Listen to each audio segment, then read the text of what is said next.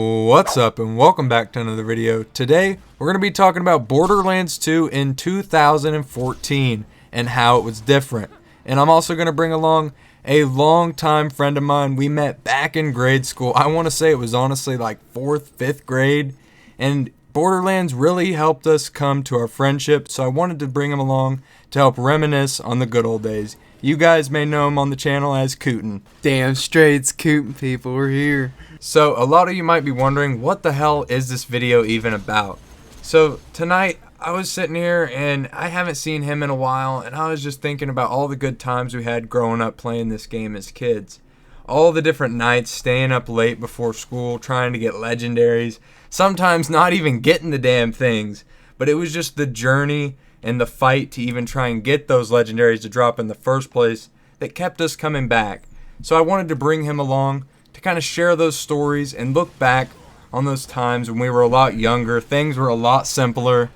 I just really thought he'd be a good guest to bring along because he's kind of unbiased in the way of he doesn't do videos here, but he's been around for everything. He's seen it all.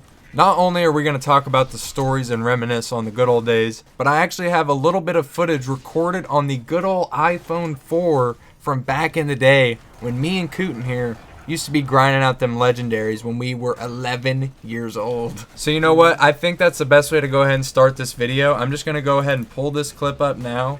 This was actually the original title. I'll just zoom in on it for you guys in the editor there. Another Kraz drop, number 4, letter U, guys. And then I added full video here, but whatever. This video's long, privated, unlisted, whatever you want to call it. This is no longer on YouTube, but I wanted to bring Cootin along and react to this because he hasn't seen it probably since it came out, and it's been privated for many years now.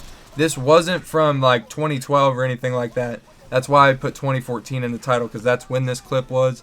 And the reason why I think 2014 is so important, a lot of the big creators in the scene took off around that time. I'm not saying that they didn't in the other years. Obviously, we had giant creators like Yotzla in 2013. But I feel like in 2014, you really had a lot of creators come to their own. You had Arleeson came around. And I think it's important to highlight how important this year was for the community and Borderlands as a franchise. Alright, so before we hop straight into this old-ass clip back from 2014 with me and Cootin, I gotta ask you, what do you remember from this day? Do you remember us getting this legendary infinity pistol? Do you remember this farm? Do you recall anything from this? Not even the skin on that car there. I don't remember any of it. Alright, so with that, we're just going to go ahead and jump into it. I'm going to press play. I'm going to let you guys just watch it, and when we jump in with some commentary, I'll just cut to our commentary with some other gameplay. I hope that makes sense. Just to make this as easy as it is, I don't want us to just be talking over the clip. I want you guys to be able to enjoy the clip while also enjoying our commentary at the same time.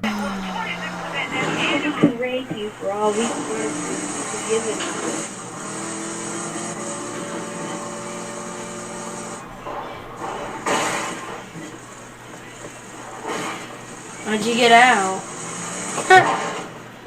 Thank you.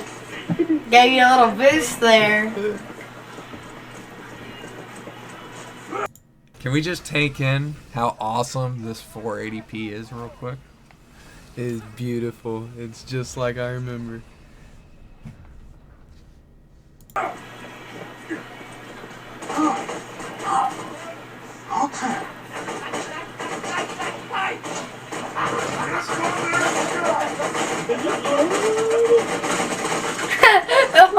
He dropped it! He dropped it! He dropped it! He freaking dropped it! Oh, wow. Do you hear reactions like that in Borderlands 3?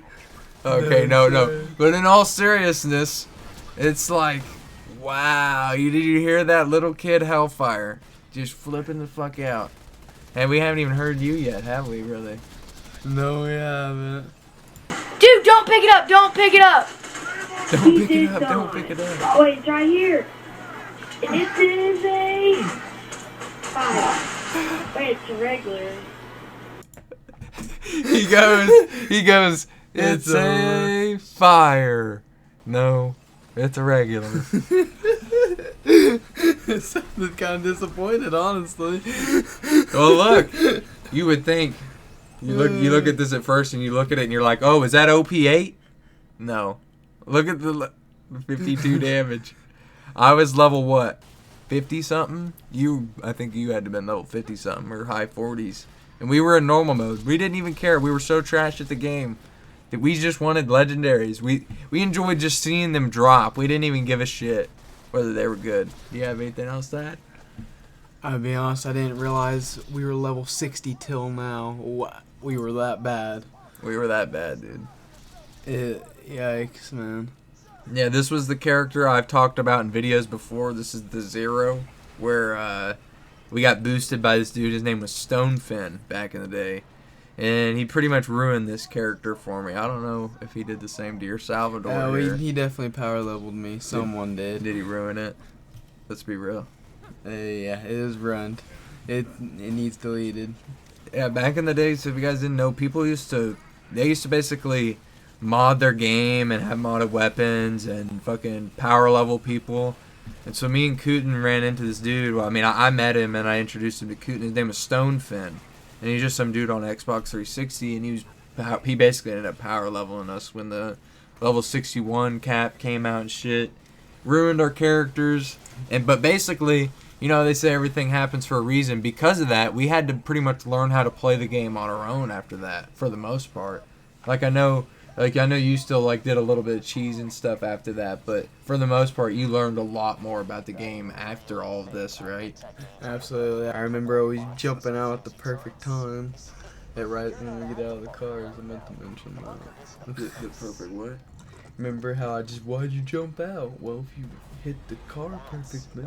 Oh, yeah, how we mentioned that to boost. Yeah, that's good to mention. See, stuff like that. You're like, why you know? And then you push me all the way there. That's why.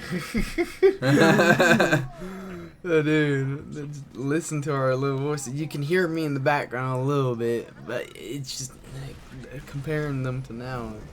Yeah. So we ended up farming one this day. This is my second ever Infinity right here. Was with him. Well, no, I think the third, because if I remember correctly, I say here in a second, we farmed one off camera and got the drop, and that's what kind of inspired us for me to fucking basically put my chair in front of the TV and record this clip here. We probably got first try. I was like, oh crap, we gotta do that again. let's just let it play. Let's see the rest of it. We still got it. I don't care. I don't freaking care. We still got it. We still got it, you guys. Scratch the Infinity off the bucket list. I am done going for the Infinity pistol over and over. We got it twice today. 2 different ones. Yeah, see. I decided I would get one on camera just so you guys... Yeah, you see, we had been farming one. We got one in normal mode. We didn't give a fuck about the level. We got excited about that, I'm sure. And then that right there, he dropped it! He dropped it! He freaking dropped it! Was just the second one. You see how fucking insane that was? I know as a kid, and it's different when you're a kid and all that. But it was so much rarer. This was before the dedicated loot drops. All the legendaries, I believe, were a 5% drop chance, if I'm not mistaken, or 2% or something like that. I'll put it up on screen, the technical, but now they're obviously 10%. Which is, it's still decently rare, don't get me wrong, but compared to then, it's just so different, you know, how rare they were. And when you were a kid, it felt like legendaries were as good as sliced bread. You didn't even give a shit what level they were. At least we didn't, because we were kids and we were trash at the game. Obviously, other people cared what level they were. But when you were our age, we didn't even care. Seeing that orange glow got us excited. We loved it. Yeah, exactly. And I remember another clip. It was with a friend of ours. We'll name him Juke for the sake of this video. I know you'll know who I'm talking about. I know who you're talking about. It was me, you, and him, and we were going down to Terramorphous, and we got that loot midget to pop up out of the chest. I remember that. And he dropped a Mongol, and we were freaking out, and it was also in normal mode. Obviously, Terramorphous would have been level 50 in normal mode, but we got a loot midget on the way, and just seeing a legendary back in the day, just the excitement. That was the main reason why I wanted to make this video, was to look back on those times and all those fond memories of just flipping the fuck out over just seeing a gun drop in a video game, which is, you know, pointless in the long term, but I feel like those memories, a lot of them are priceless, and looking back on them is important because not only do a lot of us have a significant amount of nostalgia with this game, but we grew up playing it. Without growing up and playing it, I think a lot of us would have missed out on a lot with this game because when you get older and we play it over and over and over again, the way you go in is a lot different. You know, we already know what to expect most of the time. We know what legendaries to go for. We know what builds we're going to do. Alright, we're going to finish the rest of this clip, and then we're going to try and talk about some more stories. I know I got a couple. I want to see if Cooten here remembers. So let's just see the rest of this clip. Oh, this isn't that bad. I don't care. We still got the Infinity Beetle, really. Really, Hellfire. Scratch it off the list, you guys. See you guys next time. Stay awesome. Oh, that's great. It couldn't get much better. You hear how excited? Yes, sir. And I'm going to go back to see when it drops here. He dropped it! He dropped it! He dropped it! He freaking dropped it! Dude, don't pick it up! Don't pick it up! Oh my gosh, you hear how serious? Man. Don't pick it up, don't pick it up, don't pick it up. I wanted to get it on the footage so bad, dude. Wow, I was really pressed if you were going to pick it up, huh? It looked like I did pick it up for a minute and threw it down, but I don't know. Dude, the footage is so bad you can't even tell that it dropped, to be honest. What did I just say at the start? Hold on, go back. I don't know, hang on. What did you say? I think I just said he could rape you for all we care. Nuh-uh. I actually think I said that. Hold on, listen real closely. He could rape you for all we care. What are you talking about? That's what I'm wondering. That's definitely what you said. Oh my We gosh. should probably cut the first 4 seconds out of this. No, it's alright. 11-year-old Cooten was wilded.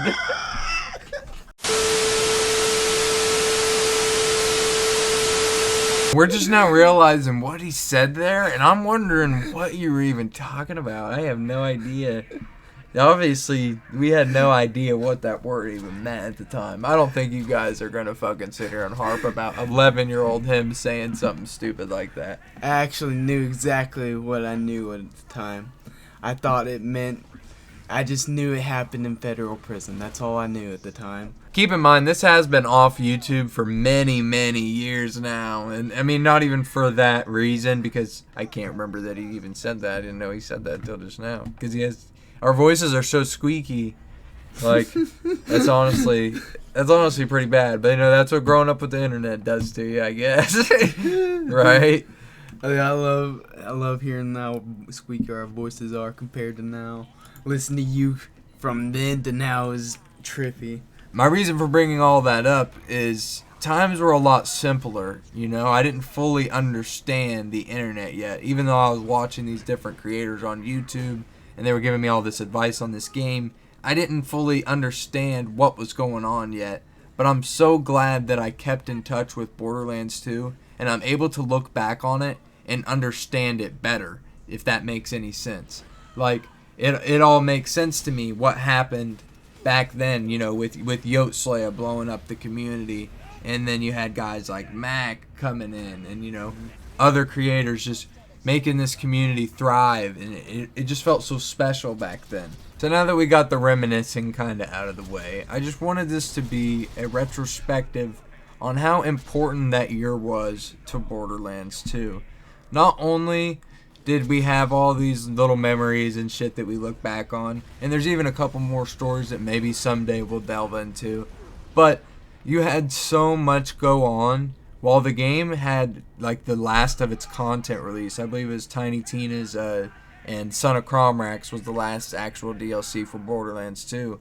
You had both of those released around that time. Son of Cromrax, I believe, was 2014. I'll flash it up on screen. But with those being the last bits of content, you had the game thriving off of itself from this point onward. It wasn't just new DLCs or, you know, new character coming out or fucking whatever the hell. The game was living on itself and the fan base because the community was so strong that it didn't need any more content at this point. But I wanted to ask, what do you guys remember from 2014 and back in those days, 2013, 2012, those early years of Borderlands 2, when the community just felt so much different than it does today? And I'm not saying that the community is just in an awful spot. The community's in a decent position, all things considered, even with everything that's gone on the last couple years. I think compared to most games in their communities, I think we're doing pretty damn well. But I think everybody who was around from those days can remember the community just felt intimate and it just felt so special back then compared to now, when it's just like we really don't have anything to look forward to other than whatever this book's going to do, whatever this movie's going to be, which I actually want to take Cooten to this movie. His birthday's right around that time, and I plan on bringing him to the Borderlands movie opening motherfucking night. We're going to go figure out if that thing's good or not. I don't have high hopes, I'm going to be honest, but I want to believe. Right, most of us don't, but it's like we're going to hope for the best, right? Mm-hmm. I'm going to pray. But yeah, that's my reasoning for looking back on the past. Originally, I was going to bring you guys a worst to best video today, but I didn't really end up having enough time to go grab all of the shields that I need to get for that upload. So I was like, fuck it, let's look back on some classic memories. I got Cooten over here tonight. I was like, fuck it, let's just go ahead and let's run it back on some old school, vintage Borderlands footage recorded on the iPhone 4 with 11-year-old versions of us. But yeah, that's really all I've got for you guys today. I want to thank Cooten for joining me today with this upload, looking back on 2014. And if you guys want to hear more story time type videos like this, please let me know down in the comments what kind of stories you guys have with coming in with Borderlands. What do you remember from back in the day? Even if you weren't a kid, even if you were a little older, there's nothing wrong with that. That's the cool thing about Borderlands, is it honestly, it's for all ages at the end of the day. We've literally had some people stop by our stream who have said they were literally grandmas. And shout out you, Mamaw Plays. You're a beast. She's an older woman, but you know what? She still comes by and hangs out on Milkman streams when we do these Hyperion Allegiance runs. And we be up late as shit. And she be in there chilling, telling us how to play the game sometimes. This game is for all ages, and I don't even care what anyone has to say. I just want to hear your stories of how you guys got involved with Borderlands and your early memories with first discovering it, whether it was recently or whether it was way back in the heyday. And yeah, I don't really have much more to add. I want to say thanks to Cooten one more time. And with that, I love you all to death, and I will see you all in the next one. Bye.